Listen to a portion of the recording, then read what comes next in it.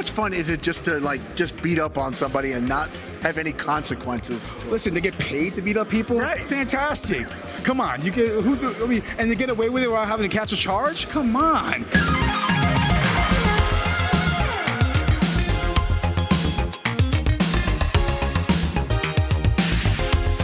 Welcome back to another interview here on Toned In Entertainment. Today we're at Pro Wrestling Action in Sanford, Florida.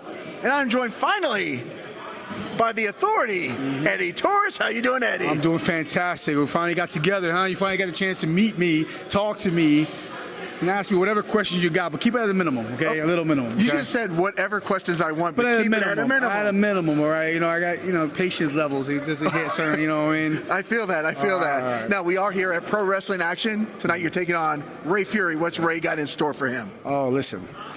I've known Rey a long time. I've seen his antics. I've seen him work around the States and done a good thing. Hey, praise to him. But again, like I tell everybody, I tell you and to all Pro Wrestling Action people, I'm the Authority. Period. Rey Fury, gotta go down, man. Gotta go down hard.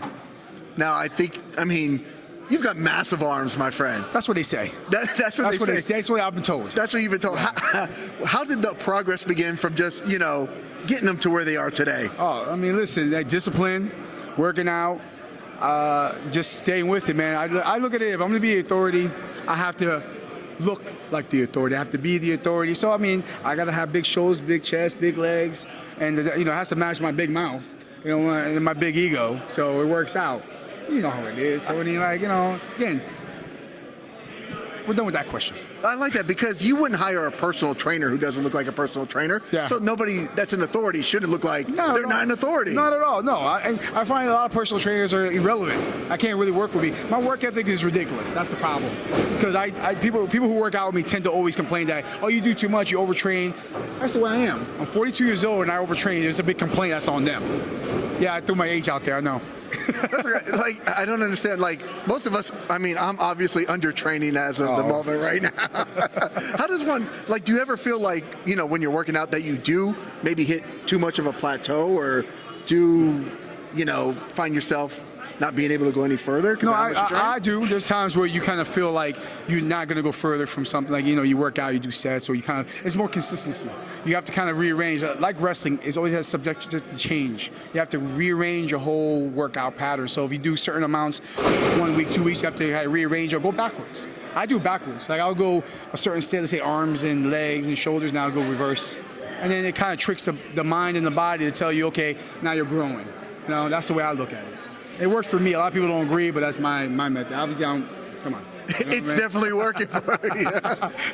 Now, have you ever competed in any fitness competitions or weightlifting competitions? No, the only thing I've ever done in high school, I was in part of the weight club. So it was more. I used to be a powerlifting club, play football in high school. So I was a lineman. So when I did that, the coaches were old school, 90s style, kind of get in there, pick up 900 pounds, and then go eat ribs or something like that. No smartness, no aesthetic to it, no practicing or don't worry about tearing muscles or anything like that. So I think for me it was just I like the weight club thing because I like to win. I've always been competitive. I always played different sports. So it was another opportunity to get. There was this thing called the weight club, and if you got in the weight club, it would be deadlifts. It'll be bench press and it'll be squats. So you get a 1,000-pound club, they called it. So if you get 1,000 or more, you get a shirt. I did the all for a shirt at 16. At 16? 16. I had no lie. That's when I still have the shirt from the high school. It said Lato High School in Tampa, and then it said the 1,000 pounds, 1,048. And it was all combined. And then, but let me tell you, I paid for it. It hurt so bad. I look back like I was the dumbest thing I've ever done. But was the shirt worth it, though? It still is. It don't fit me no more, though. It don't fit you, of course not. It's I used to do Spartan races, Tough Mudder. You got the shirt in the middle at the end of the day. It was all worth it, right? Yeah, it's all worth it. You look at the drawers yeah, I did that. I did that. Now, you are wearing the shirt Fantasy Super Cosplay Wrestling. I'm a huge fan of cosplay wrestling. You're known to be a Kingpin from time to time. That's where I echoes. It echoes. Kingpin, yeah. Yeah, it's fun. It's a different aspect of coming out from being a professional wrestler to go into this world to put professional wrestling to be a comic book character. You know what I mean? I think it fits. I think it works for me. I lost my hair. I'm a big guy. I have this authoritative attitude again, and then it kind of feel oh, you do act like Wilson Fisk. I was But I mean, it's been fantastic working with Fantasy Cosplay, man. It's one of the outside the box kind of things, kind of like outside of who I am, I could be something else and be into someone and not be like a ripoff of somebody, like trying to be like the Daredevil version, like from the show or anything like that. But I love it. I do. Now, we are here at Pro Wrestling Action, and it's different than your standard wrestling show. It's different than the cosplay show. So what are people missing out if they're not coming to Pro Wrestling Action? I think what they're missing out of is like, I like to say color. I think what it has, wrestling lacks, is color. It's personalities, it's gimmicks, it's just the opportunity to meet people outside of their normal. Wrestling always has to be subjective. So you look at wrestling like, okay, it's Y versus, Z, and then that's it. Now you work a guy, okay, well, you have like, I'll use an example, Rey Fury versus the Authority, or you have Simon Says versus Dr. Eric Christopher, or you go from like only cams and so forth and everyone else on here. I think everyone has something separate. It separates them from everyone else. And I think what people lack and wrestling lacks and what pro wrestling action is given is an element of creative characters and an interactive environment. Again, it's my first time here, but I've paid attention to what they've been doing. So I'm glad to be here. I'm also glad that I get to beat up on Rey Fury a little bit. Sorry. How much fun is it just to just beat up on somebody and not have any consequences? Listen, they get paid to beat up people. Right. Fantastic. Come on, and they get away with it without having to catch a charge. Come on, But it's one of those things is being competitive with someone. Wrestling is always going to be considered to me and to many people modern day gladiatorial work. You know what I mean? We're all gladiators. We're all striving to be who's better, who's whatever, and it just depends on who has the stuff that day, right? Sorry, it's going to be me, Ray. It's going to be me. Now, I recently interviewed Kakoa, the Hawaiian Warrior, and I've never asked these questions before then, but he gave me such a great answer during the interview. I asked him what is just the weirdest thing, the most bizarre thing that has happened to him when he was wrestling. He said he sneezed one time during the ring, which is weird because you never see anybody sneeze. So what maybe is the weirdest thing that has happened to you that's been outside of the box? Outside the box? I think outside the box for me was what happened is one time I'm wrestling a match years ago, and I didn't tie my laces on my boots right. So like it was one of those like Velcro covers and it was kind of tied in, but I didn't. For some reason, it was loosening up. So like every old school teenage story, when your shoe's loose, like the laces is loose and someone steps on it. Someone stepped on it mid-run, I flat bumped right in the face. And I sat there and I started busting out laughing. I've never done that before. Because it was one of those those movie scenes where someone trips and falls on the banana peel kind of thing. I looked up, I'm like, did that really happen? Right in front of the camera. And they're like, don't break character. I'm like, oh, okay. And I just sold it. It was the most awkward thing for me, because that was my own way of saying, oh, I'm sleeping on a banana peel. I'm just gonna slip. All because I didn't tie my shoelaces. One simple thing just made for the blooper reel. And I was getting ribbed on it for a year after that. It was 2008. For a whole year I'm being ribbed. Hey, don't trip on your laces. I'm like, okay, thanks. At least it's finally, hopefully, gone away here in 2020, right? Nobody remembers that. No, I double knot. We're going to be looking at your shoes. Look at his laces. Laces are in. Laces are in. Laces are in. Yeah. No laces out. We've learned that from Ace Ventura, right? Yeah, no laces out. No laces out. Well, there's many consequences. Very much. Now, I did see you wrestle at least on one episode of AEW Dark, and from what I believe was the first show that allowed fans back into the arena from the pandemic era, because when the match is happening, the capacity I think is at 20%. That's right, yeah. People are wearing masks at the Jacksonville arena. Yep. What was that feeling like to wrestle in such weird times? Well, that was when I got the opportunity. It was out of nowhere. It just came to me. Opportunity came up there, and I'm like, the protocols were high. You had to go to different protocols as far as getting COVID tested at the hotel 3 hours prior, but when they say it was for 20-25% capacity, it was imagine the big arena and then everyone's so separate. It's it's terrible, but it's also amazing because you're in this big arena. Fun fact, when I worked Shawn Spears, we were the very first match back on TV. Me and him were the first dark match. The very first. I was number one on the card on the whole list. So I take that as a badge of honor. And okay, since they came back from the pandemic crowd, I'm the first match on the card. Great. 6 minutes, great. You know how it goes, you know what I mean? But it was a great experience. Again, a lot of those guys like Shawn Spears, I known from back in the days when I was trying to work with FSCW and when he was when he was doing his own thing. So I have a lot of rapport and time with a lot of these guys who are signed and guys I've shared the indie scene with. So being in the ring with him again was fantastic. Yeah, because I was at one of the shows. I believe I was definitely at the Brody Lee Memorial show that they did for Dynamite, and I believe that show was like 50% capacity at the time. We were in the stands, the mask on, an outdoor. What a weird time it is, right? Yeah. It's crazy how it was just like yesterday. It was, and now we're like, hey, we're all together. Somebody actually asked me. I actually met Sting yesterday at a convention, you know, cool. and somebody asked me like, what are the COVID protocols there? And I'm like, what is that? Like, I don't understand. I'm like, I hope there's not. Yeah, right? You know something we don't know? Yeah, right. Is there something going around? Yeah, exactly. Now, you've been doing this for quite some time now. What do you think is the biggest lesson you've learned about yourself in this journey? You know, I think it's a lot of lessons, but I think the biggest lesson that I carry on today when someone asks me a question like that is I'm just enjoying my time being able to continue to do something that I started doing and loving. You know, I mean, I think we all get through the business where some guys, it's always been like a waterfall, kind of like, you know, like waves. It kind of going back before it goes down, it goes up, and I see so many people come through. What I saw is a lot of great talent lose their passion for the business. You know what I mean? They're like, oh man, love. So I tell them, what makes you keep doing after, like, I'm gonna hit 22 years in October. Yeah, I know, I'm that old. And so but one thing that made me feel committed to doing this is because A, I feel I can still perform at a great level, and two, I still love to do it.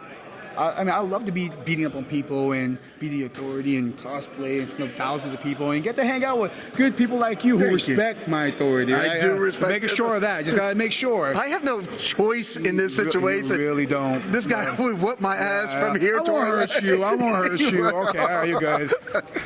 just a little bit. Yeah, not. Just a little. Thank you. It's been a rough, rough drive up here from Miami. You know? Now, what's in the future for Eddie Taurus? Future is to keep doing what I'm doing best. I'm looking to expand myself. I'm working on getting a lot of outside bookings outside of Florida. I'm grateful that to be a part of all these new shows, my debut here, and I'm looking to work some talent I've never worked, like Rey Fury. I mean, it's the first time for us, and we've known each other for a while, but it's one of those opportunities you never face, guys. I'm looking to just, again, love what I'm doing and move forward and keep striving to have the best matches, be part of the greatest shows, and be around some of the best talent and fans around, and just be me, the authority. Now, you said that you deal with a lot of guys that maybe have lost their passion for this, and you've been doing this for 22 years. Like, what is it that keeps sparking that fire for you to keep on doing this? You know, I had to give love to somebody, and I haven't spelled his name. I don't know if you ever heard. His name was Wayne Van Dyke, and he was Richard Delicious. He passed away in the ring a few years ago from complications. He was one of my good friends, but he was also a young guy that I helped grow up in the business and, mentor. I didn't really mentor a lot of guys, but he had so much love and passion for the business. One thing he told me, and I'm going to share it, it's one of the things that I hold on, is I never settled for mediocrity. I never got complacent. Complacent was the biggest word. Because one time I was down on my luck, I wasn't feeling right, I started not taking bookings, I wasn't taking care of myself, I gained a lot of weight, and he just looked at me right in my face, he said, I've never known you to be this complacent. And I'm like, I looked up the word, because I'm like, hey, let me make sure I got this right. Right. Did he call me a jerk? And I read it, and it just told me, like, settling for, a lower, settling for, just a middle and just a low part of, life and everything in general. And I'm like, I couldn't stand that.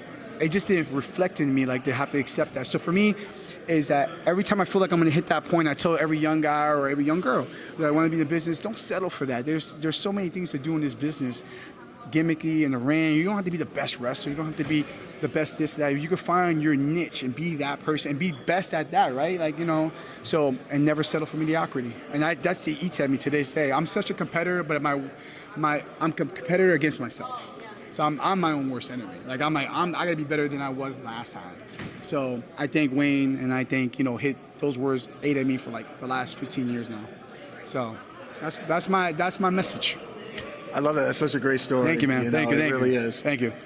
You've been doing this for 22 years. Is there still somebody out there that's in any organization that you would just love to throw it down one time before you decide to hang up the boots sometime down the road? That's a good question. I get to ask a lot. And, it's one of those things where, every time I say I want to work somebody out there in the scene, It happens. Okay. So maybe I throw it Let's out put there. it out there. Let's do it. You know, I'd like to square up with Jay Lethal again. I've known him. I worked with him years ago in a tag team match. Big Con. I've known him a long time. I guess people I knew coming up in the business. I like to mix it up with him again. There's some solid talent. There's a lot of indie talent that I like to square up with too. So much There's good so much indie good talent, guys, right? and I feel like for me, I'm not this big like signed wrestler, but I feel like I give something back as far as when I work someone experience, right? You give experience back. So when there's a lot of young talent, like I got to work with like Ozzy Killmeister and even Rey Fury, who's young too, and guys like that, and Ariel Dominguez, which I've worked as another promotion and done stuff like that. But I'm really open to anybody. Like I think it's a very like I'm big on working everybody that's out there, and I think it's important that anyone who wants to wrestle and get better is to challenge themselves against some of the best guys around. And that's how I look at it. I don't really have anyone specific. Okay. You know what I mean? Like, it's kind of hard to say because I would say I want to wrestle everybody. Right. Okay. You know the what I mean? door is open. Somewhat. In moderation. Yeah, in moderation. Yeah. Just like this interview. Yeah, exactly. Actually, I think I've hit my time limit with Eddie already. Well, Eddie, is there anything? I know you got to get ready for Rey Fury tonight. Is there anything else we should know while we have you here? You know, we've been trying to do this interview for a little bit. Things get crazy. We're making it happen here at Pro Wrestling Action. Anything else we should know about Eddie Taurus? Nothing. I mean, just you see what you get. Like tonight, you're gonna see me in action. You're gonna see me and Rey Fury tear it up. I mean, I'm gonna have to hurt him. I'm gonna take him down. I'm gonna have to win. That's what I do. But the fact remains. Follow me on my social media outlets. Find out my new future events. I'm trying to spread myself out. I'm trying to look into bigger and grander horizons. I got some cool stuff in the work. I can't really speak about it. It's not something super big, but it's some cool things.